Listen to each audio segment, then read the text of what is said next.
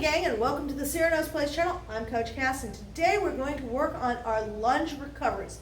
You can recover forward, you can recover back, and both are important in your game in all weapons potentially. So get those fencing shoes on and let's look at some of the biomechanics to make your lunges and your recoveries more effective. Come on.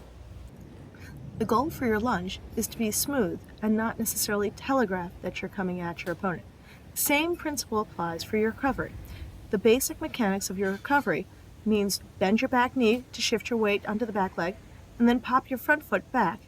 Again, so it's smooth and not telegraphing. Another important aspect is to keep your hips under you so your weight from your shoulders to your hips stays centered. Doing this multiple times helps you practice accuracy and consistency. The same principles apply to recovering forward, that you want to keep yourself balanced and keep your shoulders moving in a smooth way as though your legs are acting like wheels for you. Are you tired of listening to your coach tell you to bend your knees? Well, knees bent help with a smoother recovery as well as a more powerful lunge along the way. So keep those knees bent, train those legs to have the strength to do that in order to have a more fluid recover forward, recover back, as well as lunge. Changing up your pattern to emphasize the different skill set confirms that you do or do not have control over the skill. In this case, we're doing a lunge, recover back, second lunge with parry repost. Adding blade work will help make the footwork seem more realistic. Keeping your hips under you are the key to the second lunge. If your hips are not centered or balanced underneath you, your weight is going to throw off your lunge and therefore telegraph what your intentions are. By telegraphing, you give your opponent more time to react to you and less time to potentially hit them. My balance is good.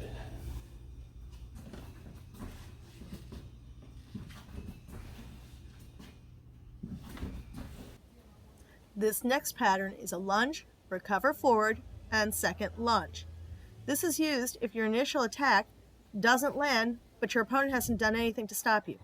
With the lunge, keep yourself centered, lift up the back foot, and kick out the front foot. It's crucial that your balance is centered so you have a second lunge.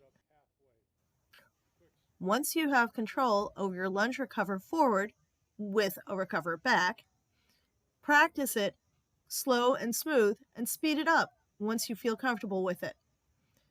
Speed it up so it's more consistent with how you might actually utilize it in a competition situation. Again, keep checking to make sure your hips are under you because that will influence how swift, how fluid you'll be able to execute it. One way to weight train your footwork is by having a weight. You can hold it in your arms, you can have it as a weight bar across the shoulders, and then you get in position and you do your footwork. Lunge, recover forward, lunge, recover back. And if you're doing it with a dog, you know it's balanced if the dog isn't complaining because you're bouncing all over the place.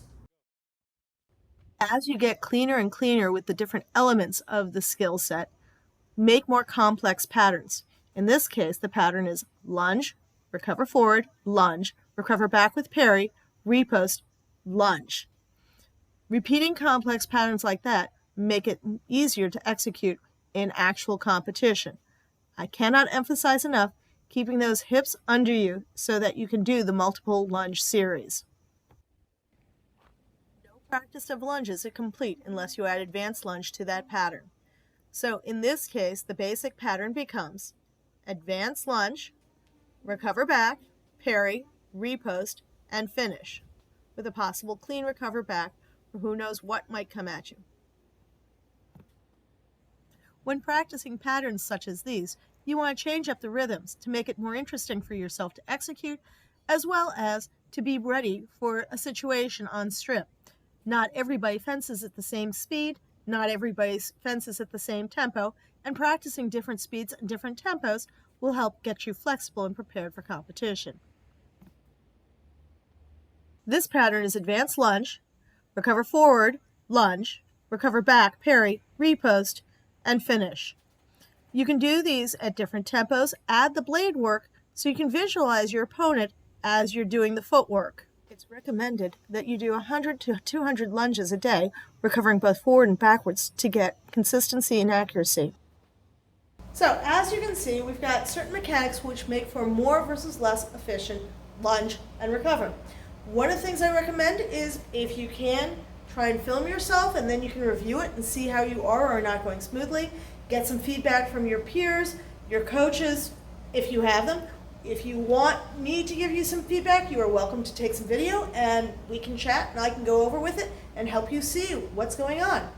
If you've liked these videos and you have gotten some worth, I invite you to be a patron of Cyrano's Place. If you look below in our description, we have a link to our Patreon page. We would love to see you be a subscriber. We've got 3 levels. One is a $5 level, which says you've loved our videos and we really appreciate it.